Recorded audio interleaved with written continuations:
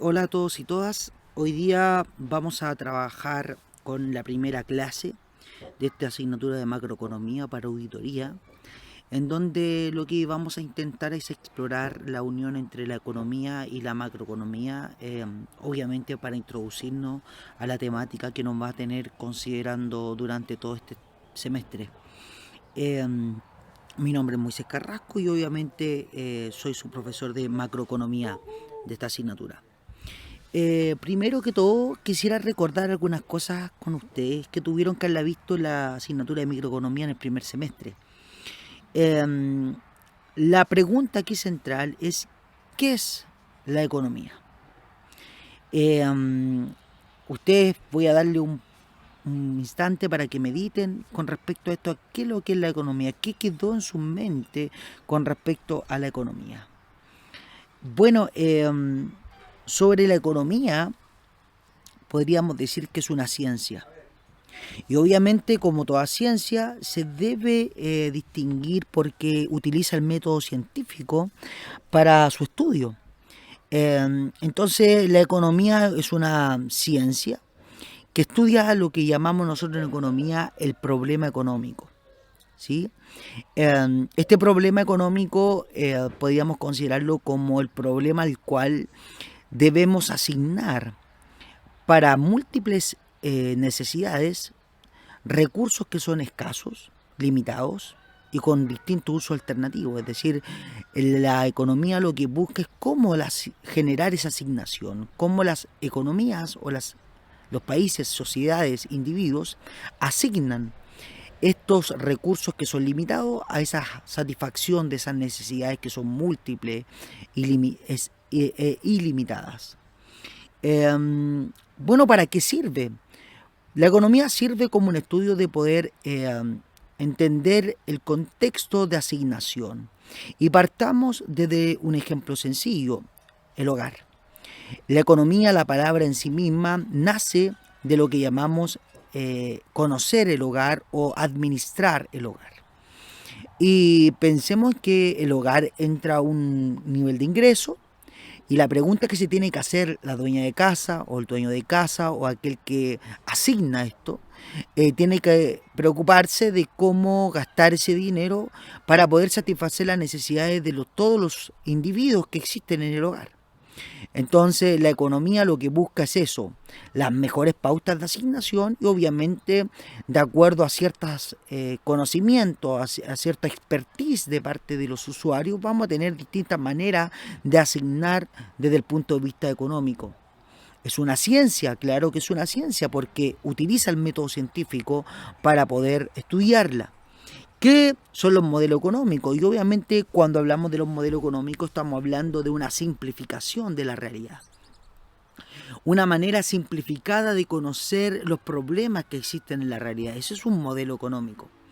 ¿Qué permiten los modelos económicos? Permiten poder dar a conocer a aquel individuo que está viendo el modelo económico, dada la simplicidad, explicar los comportamientos que no son muy simples, los que ocurren en la economía.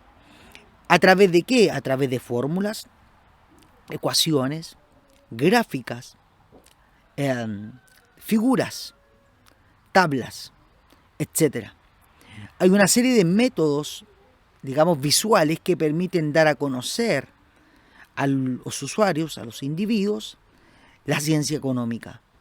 Entonces, un punto relevante para ustedes, que en el capítulo 1, que con esta clase va a estar subida, el capítulo, 2 del libro de Mankiw, le pido que revisen bastante bien las herramientas que ustedes deben conocer como quizás pseudos economistas o alumnos que estudian economía recién, en donde deben aprender a utilizar las herramientas gráficas, las ecuaciones, poder reconocer todas estas herramientas porque son parte de los modelos económicos. ¿Por qué estudiar la economía? Estudiar la economía es relevante porque permite conocer cómo las sociedades resuelven el problema económico. Es innegable que de alguna manera u otra las sociedades desde su constitución han intentado resolver problemas y sobre todo hay problemas que tienen que ver con la asignación de recursos escasos a necesidades múltiples y limitadas. Un ejemplo podría ser el ejemplo de, no sé si ustedes saben las historias bíblicas, pero un ejemplo puede ser el caso de Josué. Josué es un israelita que nació o que se fue por temas de esclavitud, se fue a Egipto y en Egipto el faraón recibió un sueño y en donde el sueño lo que intentaba denotar es que iban a venir momentos de escasez en Egipto y que podían ser bastante graves, repercutiendo directamente sobre la vivencia o que pueda vivir el país o mejor, la nación de Egipto. Frente a esto, Josué se percató que venían 7 años de abundancia. ¿Y qué es lo que dijo? Bueno, para poder sobrevivir los 7 años de escasez, tenemos que distribuir de los 7 años de ganancia, guardar, para poder distribuir para los 7 años de escasez. Y gracias a esto, obviamente, la historia bíblica dice que hubo una sobrevivencia no solamente de Egipto, sino que de muchos países alrededor que vivieron esta sequía en la tierra. Y eso es lo que hace las economías. Las economías tienen que distribuir periodos que son de escasez o de abundancia, y distribuirlo a los periodos de escasez y cómo poder mejorar, obviamente, dicha distribución. ¿Para qué? Para que los periodos de escasez sean periodos muy cortos y los periodos de abundancia sean demasiado largos. Y no solamente eso, poder llegar posteriormente a ser una economía global en donde vivamos constantemente en periodos de abundancia porque logramos generar buena distribución de nuestra riqueza de manera particular. Entonces, el problema económico es un problema de asignación de recursos principalmente, de recursos que son escasos y del uso alternativo para esos recursos en la satisfacción de las necesidades que son múltiples e ilimitadas muchas veces. El problema económico es que una persona posee todos los recursos del mundo. ¿Acaso ella tendrá algún problema económico? ¿Qué pasaría si los grandes magnates, dado que tienen tantos recursos, tienen problemas económicos? ¿Están dentro de decir que sí tienen problema económico? Bueno, la respuesta es que sí tienen problema económico. Toda persona tiene un problema económico. ¿Por qué? Porque el problema económico no solamente que tiene que ver con escasez, sino que tiene que ver con la asignación de los recursos. Y hay un recurso que sí es escaso en todo ámbito de la vida, el tiempo. Entonces, un individuo, no importa que tenga todos los recursos del mundo, sí debe tener o tiene un problema económico porque tiene una escasez. Y esa escasez es la escasez de tiempo. ¿Cómo distribuir todo lo que podríamos hacer durante las 24 horas del día? Lo más importante es la escasez. Bueno, es muy relevante desde el punto de vista económico la escasez, porque los países que tienen mucha escasez son afectados desde el punto de vista económico, pero la distribución, dada la escasez, es relevante. ¿Cómo asignar? ¿Cuál es el problema económico de Chile? La educación, la salud. Bueno, yo principalmente diría que el problema económico es la asignación. Chile es un país rico en recursos, muy rico en recursos, pero el problema es que se ha generado mayor gasto público que crecimiento económico. En los últimos 20 años, desde la vuelta de la democracia, 30 años, el gasto público se ha incrementado cerca en un 500%, mientras el Producto Interno Bruto se ha incrementado en un 100%.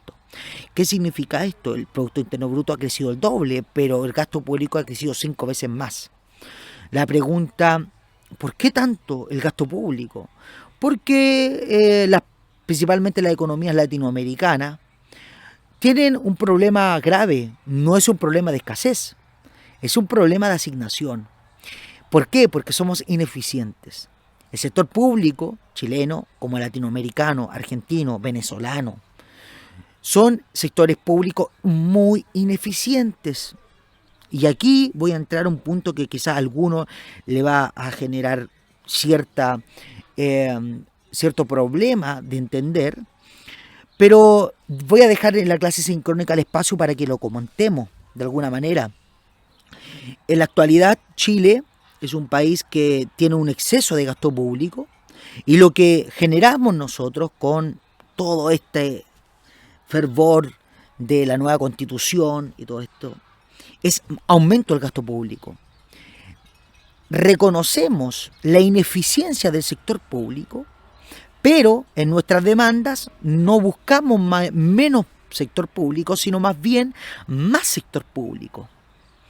Entonces aquí tenemos un problema de dicotomía importante, en que reconocemos que la falla desde el punto de vista económico chileno y latinoamericano, que son cerca de los países más pobres con los africanos, que tiene que ver con que el sector público es muy grande, pero impulsamos iniciativas, o mejor dicho los políticos, porque les conviene mantener iniciativas nuevas, en donde agrandamos más el sector público. ¿Cuál sería mi propuesta? Mi propuesta es que debiésemos disminuir el sector público. Prefiero un sector público pequeño, robusto, fuerte, que permita disminuir el gasto público y con la disminución del gasto público poder distribuirlo a menor carga impositiva para generar mayor emprendimiento, mayor dinámica desde el punto de vista económico y mayor libertad desde el punto de vista económico. Si nosotros vemos los rankings de libertad, y también lo voy a discutir esto en la clase sincrónica, si vemos los rankings de libertad, las economías con menor sector público y que son más libres desde el punto de vista económico, son las que tienen mayor prosperidad. Mientras que las economías que son con sector público más grande y con más restricción para la libertad económica, son economías que tienen mayor nivel de pobreza. En eso están los países, por ejemplo, Venezuela, Argentina, países africanos. Son países que tienen un sector público muy grande, países principalmente socialistas, lo que le llamamos nosotros desde el punto de vista económico, socialistas. Esos países socialistas son países más pobres. ¿Por qué? Porque, como decimos acá, el problema no es la escasez, el problema es la distribución, y tiene muy mala distribución. Argentina es un país lleno de corrupción. Venezuela es un país donde los más ricos son la familia de Chávez y obviamente de la clase política. Argentina, los sueldos de los argentinos han disminuido en promedio, mientras que los sueldos de los políticos han aumentado. Y eso mismo pasa con Chile. Los políticos aumentan su sueldo, mientras que la ciudadanía se vuelve cada vez más pobre.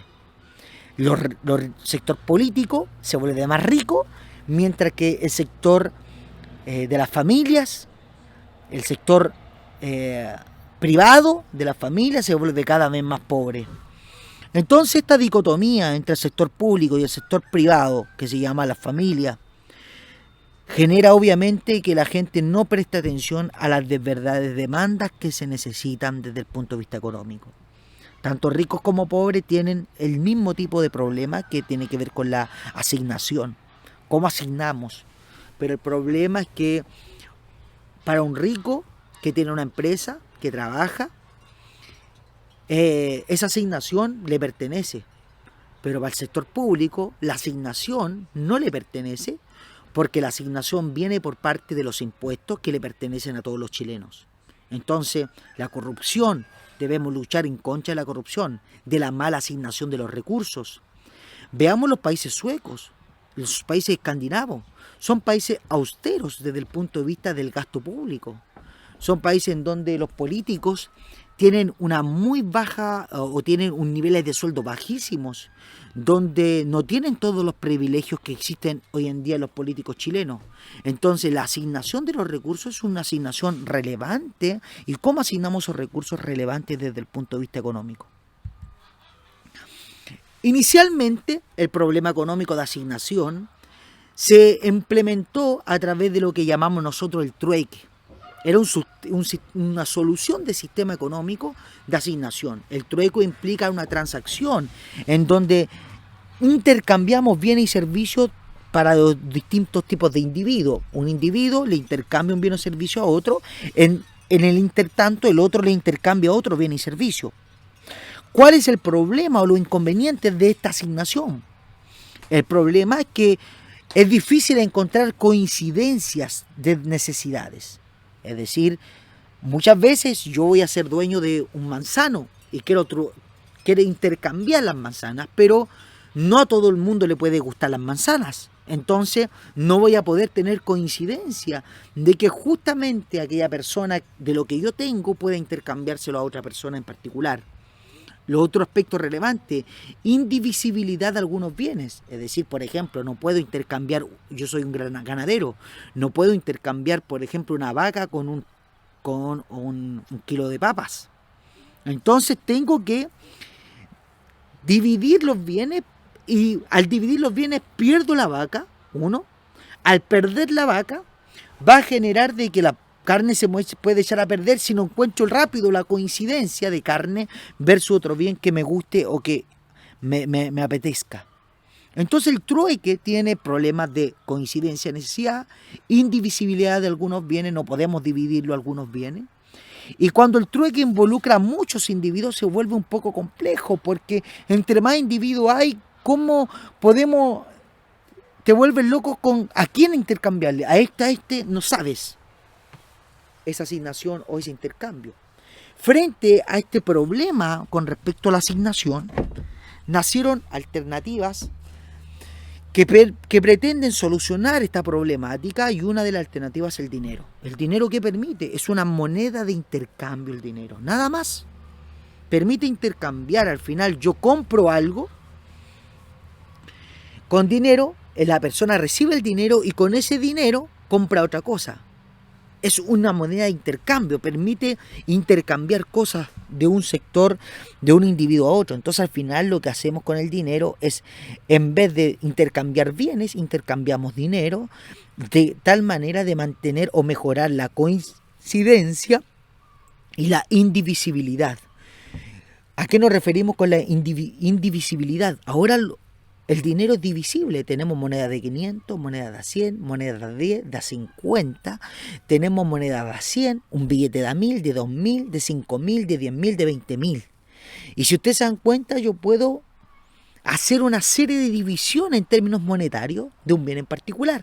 Y esas divisiones permiten, obviamente, mejorar la coincidencia, obviamente, y la asignación de los bienes en particular. En el último tiempo el Internet ha jugado un rol relevante con respecto a la solución de la problemática, porque el Internet permite generar trueque. ¿Cómo generamos trueque a través del Internet? Bueno, de manera muy sencilla. Publicamos un bien en las redes sociales que lo abrimos para el trueque y obviamente las personas permiten intercambiar ese bien de manera particular con otro bien que ellos posean. Han habido casos de personas que a través del trueque obviamente han intercambiado bienes y servicios, como por ejemplo intercambiando pueden llegar a obtener autos. Partiendo con un intercambio, lo publican, intercambian con otra cosa, esa cosa la intercambian, obtienen otra cosa, después vuelven a intercambiar, y a medida de que se van generando los intercambios, van generándose coincidencias, y las coincidencias terminan obviamente adquiriendo otros bienes con mucho más valor simplemente con los intercambios. Entonces los intercambios de alguna manera solucionan los problemas de coincidencia de las necesidades. Y el Internet puede aportar a eso. Pero principalmente la economía utiliza el dinero para la asignación de recursos. La economía, como ciencia, tiene 4 pilares fundamentales: la observación, la inducción, la deducción y la comprobación. Primero, la observación, observamos un fenómeno. Vemos qué está pasando en la realidad a través de datos, a través de señales. Luego, inducimos posibles hipótesis que podrían solucionar o podrían explicar el comportamiento que observamos, ¿sí? Luego de generar esas hipótesis, ese pensamiento, esa deducción, inducción, generamos deducción, es decir, metodologías por las cuales podemos probar dicha hipótesis. Y luego comprobamos a través de métodos científicos, hipótesis estadísticas. Esto permite que la ciencia económica, o mejor, que la economía pase a ser una ciencia, porque permite tener estos 4 pilares fundamentales de la ciencia científica, o de la manera de comprobación científica: la observación, la inducción, la deducción y la comprobación. Entonces, si bien para ustedes va a ser un poco complicado entender la ciencia económica, vamos a tratar de buscar modelos económicos para poder explicar ciertas cosas desde el punto de vista económico. Entonces los economistas, para probar estas hipótesis y poder generar ciencia, se basan en algunos instrumentos que utilizamos. Primer instrumento, los modelos.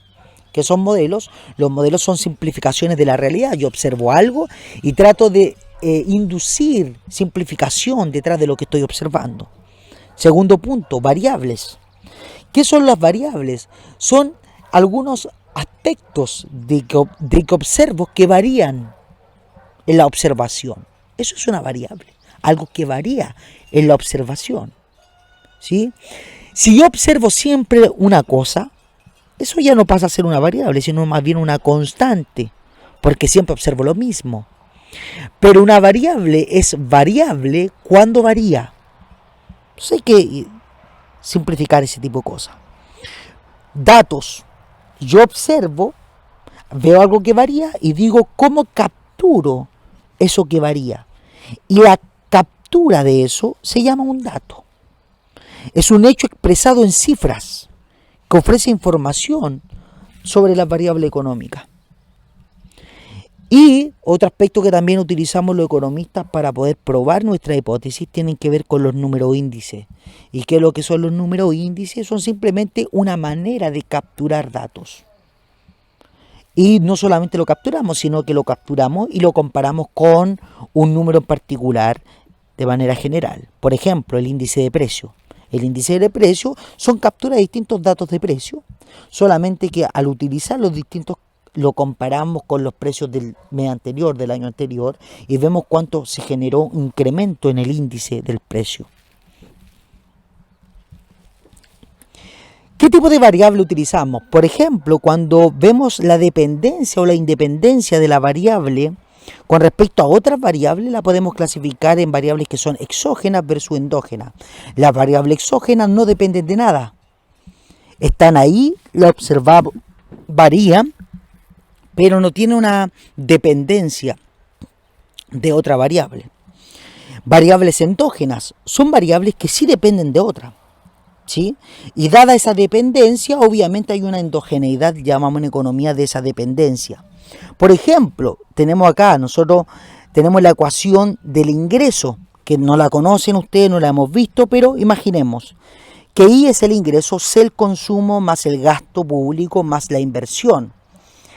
Gasto e inversión son variables totalmente exógenas, pero fíjate que el consumo, además el consumo depende de un consumo y depende del ingreso. Fíjate que el consumo es una variable endógena. ¿Y por qué es una variable endógena? Porque el consumo depende del ingreso, pero a la vez el ingreso, a la vez el ingreso depende del consumo.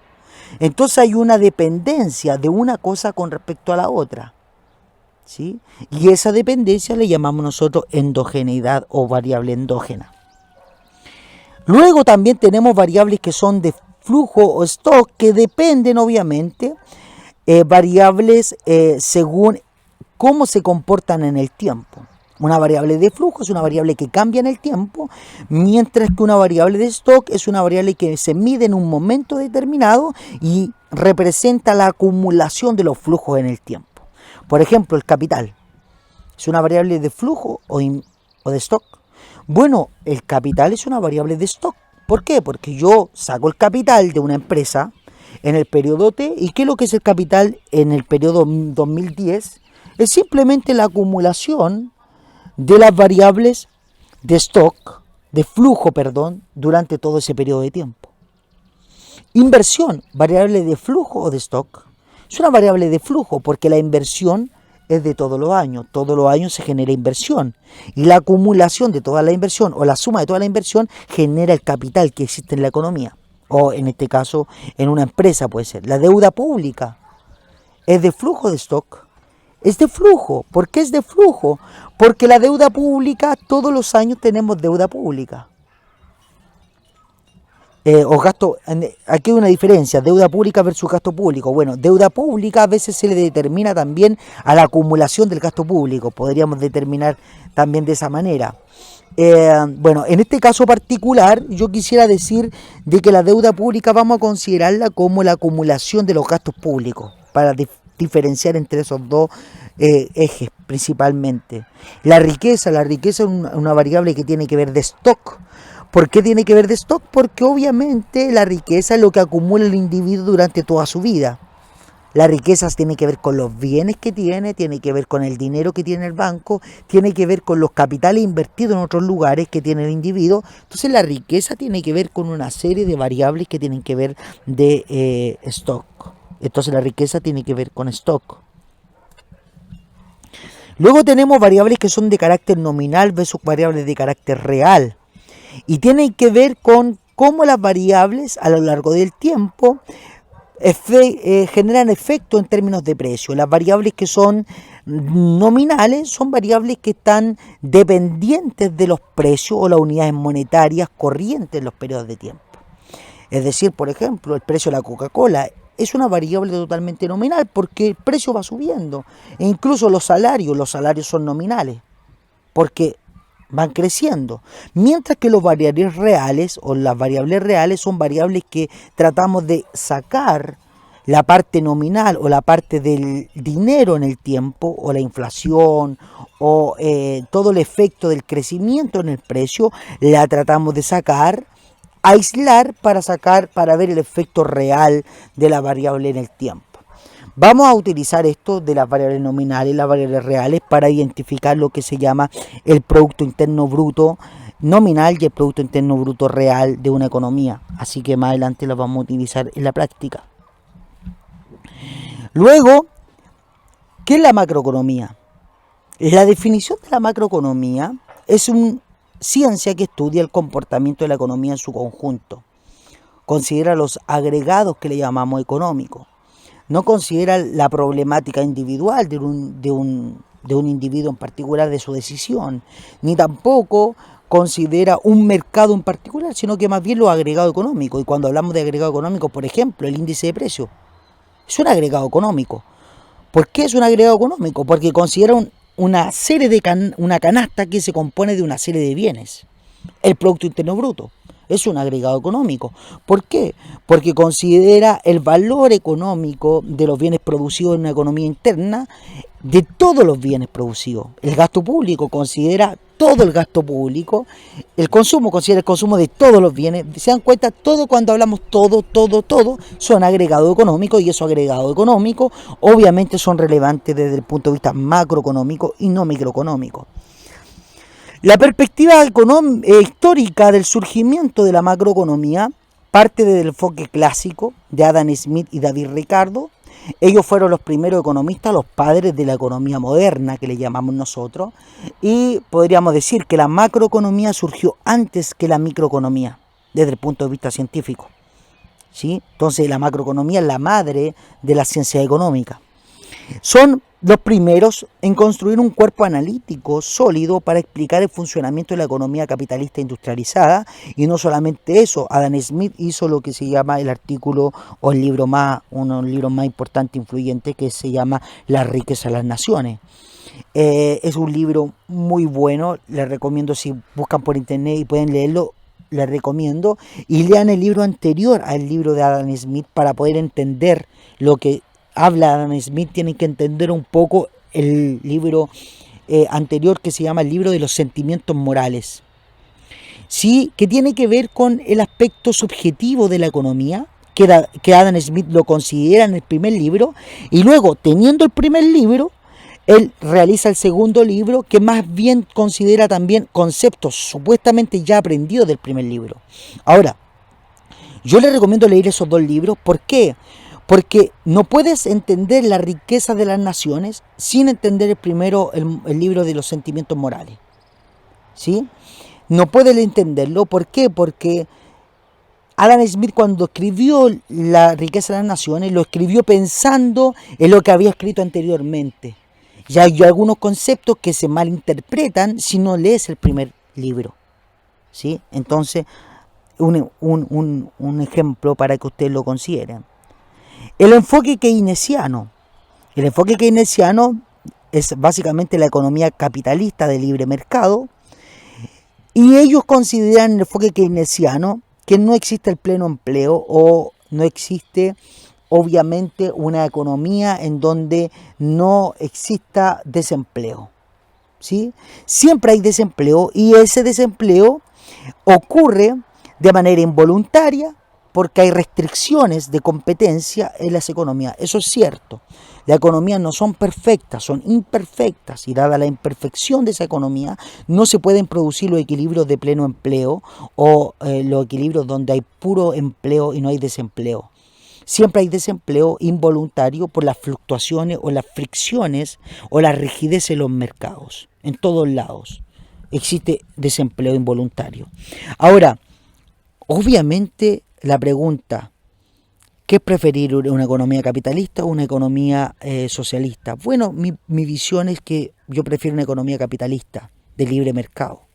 ¿Y por qué prefiero una economía capitalista de libre mercado? Porque la estadística me lo dice, me dice que las economías de libre mercado tienen mayor riqueza que la economía socialista. Y es porque simplemente incentivan a la generación de conocimiento, a la generación de riqueza desde el punto de vista científico, de negocio y económico. El enfoque de la nueva macroeconomía clásica, el principal objetivo de esta nueva macroeconomía es construir la macroeconomía incorporando lo que le llamamos las expectativas, la hipótesis de expectativas racionales. ¿Y qué es lo que es la hipótesis de expectativas racionales? Es una hipótesis que piensa en el futuro, que nosotros al momento de planificar nuestro futuro, lo planificamos de acuerdo a lo que pensamos que va a ocurrir en el futuro y no con respecto a la información pasada. Hasta antes de ese enfoque se pensaba de que los individuos se adaptaban y se adaptaban de acuerdo a la información pasada. Pero el enfoque de expectativas racionales es una visión hacia adelante. Los individuos trabajan su comportamiento en función de lo que va a pasar en el futuro y no de lo que pasó en el pasado. ¿Sí? Y obviamente mantiene todos los enfoques neoclásicos de la economía moderna. Y luego la teoría neoclásica, que aparece los nuevos keynesianos, que logran explicar el desempleo, digamos involuntario, a partir de rigideces reales, y obviamente a través de rigideces nominales que tienen que ver con las fluctuaciones en términos de salario, la gente, a los cambios de salarios reales, al haber inflación, la gente comienza a buscar nuevos horizontes, nuevos trabajos, y en esa búsqueda se generan estas rigideces. También el mercado laboral tiene lo que llamamos los salarios mínimos, y al haber salarios mínimos también existen esas rigideces, y esas rigideces generan desempleo involuntario por el salario mínimo. Entonces, todas esas rigideces de salario, esas políticas que afectan al salario, afectan al mercado laboral, va a generar obviamente desempleo en la economía. Y por último, en nuestra asignatura lo que buscamos nosotros es utilizar tanto objetivos desde el punto de vista económico y anexarlo a los instrumentos desde el punto de vista macroeconómico. ¿Qué objetivos vamos a buscar? Objetivos que permitan medir el éxito económico. Por ejemplo, objetivos que tienen que ver con producción, con empleo, con estabilidad de precios. ¿Qué instrumentos vamos a utilizar? Existen dos instrumentos principales, la política fiscal y la política monetaria. Y en el contexto que vamos a trabajar es un contexto interior como también contexto exterior, donde vamos a ver la política comercial, que tiene que ver con exportaciones e importaciones, y también con la gestión financiera internacional, que tiene que ver con lo que es la balanza de pago y obviamente la balanza de capitales, que es con la salida y entrada de capitales a través de la tasa de interés.